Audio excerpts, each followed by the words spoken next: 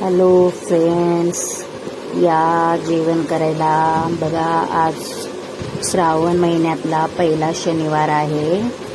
तर जेवण्यासाठी माझा उपवास आहे. पूर्ण महिना असतो. पूर्ण महिना एक टाईम उपवास करते मी, म्हणजे एक टाईम जेवण करते. त्यामधून आज श्रावण महिन्यातला पहिला शनिवार आहे.